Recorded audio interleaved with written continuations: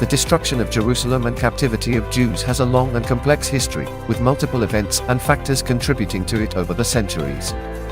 However, one of the most significant events in this history is indeed the Babylonian conquest of Jerusalem and the subsequent exile of Jews to Babylon. This event took place in the 6th century BCE, during the reign of the Babylonian king Nebuchadnezzar II. In 586 BCE, Nebuchadnezzar's army captured Jerusalem, destroyed the city and its temple, and took many of the Jews into captivity in Babylon. This event is known as the Babylonian captivity or the exile. During their exile in Babylon, the Jews were forced to live in a foreign land under the rule of their conquerors. This experience had a profound impact on Jewish culture and religion, as it led to the development of new religious practices, such as the synagogue, and the writing and preservation of sacred texts, such as the Torah. The Babylonian captivity lasted for several decades, until the Persian king Cyrus the Great conquered Babylon and allowed the Jews to return to their homeland and rebuild their temple. However, the destruction and exile had a lasting impact on Jewish history, and subsequent conquests and exiles would follow, including the Roman conquest of Jerusalem in 70 CE, and the subsequent diaspora of Jews throughout the world. In this video we will tell you the Jews' captivity and Jerusalem destruction history with every event, king, and their history until Jews were allowed to enter in Jerusalem in Muslim rules during Second Caliph Umar. Nebuchadnezzar II was a king of the Neo-Babylonian Empire, who reigned from 605 BC to 562 BC. He is one of the most famous and important figures in ancient Near Eastern history, and his reign is considered a high point in Babylonian civilization. Nebuchadnezzar II is known for his military campaigns, which expanded the Babylonian Empire to its greatest extent, including the conquest of Judah and the destruction of the First Temple in Jerusalem in 586 BC. He is also famous for his monumental building projects, including the construction of the Hanging Gardens of Babylon, one of the 7 wonders of the ancient world. In addition to his military and architectural achievements, Nebuchadnezzar II was also known for his religious policies. He promoted the worship of the Babylonian god Marduk, and is said to have been responsible for the construction of the Great Temple of Marduk in Babylon. Cyrus the Great was a powerful king and one of the most successful conquerors in ancient history. He founded the Achaemenid Empire and ruled from 559 BC until his death in 530 BC. Cyrus was born into a noble family in Persia, and he began his career as a local Persian chieftain. He quickly rose through the ranks and eventually became king of Persia. He then embarked on a series of military campaigns that expanded the Persian Empire to include much of modern-day Iran, Iraq, and parts of Central Asia and the Caucasus.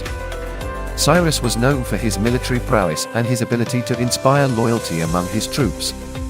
He was also known for his relatively benevolent rule and his policy of religious tolerance, which allowed the people he conquered to retain their own religious traditions and customs. Cyrus's legacy as a powerful and successful king is still celebrated today in modern Iran, where he is regarded as a national hero and a symbol of Persian pride and identity. King Titus was a Roman emperor who ruled from 79 to 81 CE. In 70 CE, he led the Roman army that conquered Jerusalem and destroyed the Second Temple. This event marked the end of the Jewish revolt against Roman rule and resulted in the captivity and exile of many Jews. During the First Jewish-Roman War, 66 to 73 CE, the Jews rebelled against Roman rule and gained control of Jerusalem.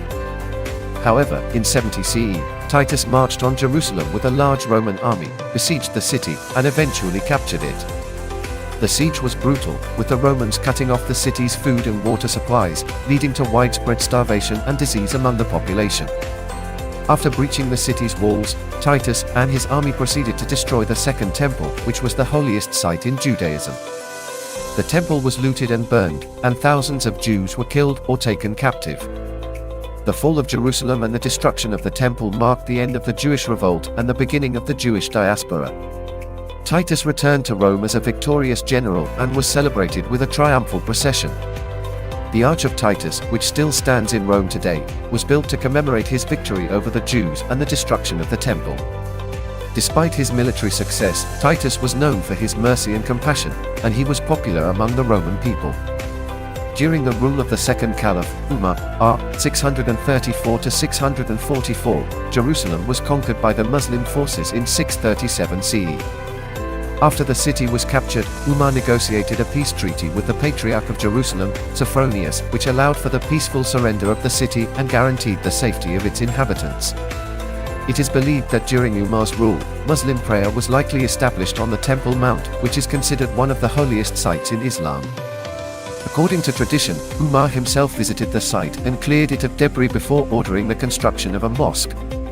In addition to establishing Muslim presence on the Temple Mount, Umar also allowed limited numbers of Jews to reside in the city after a ban that had lasted for several centuries.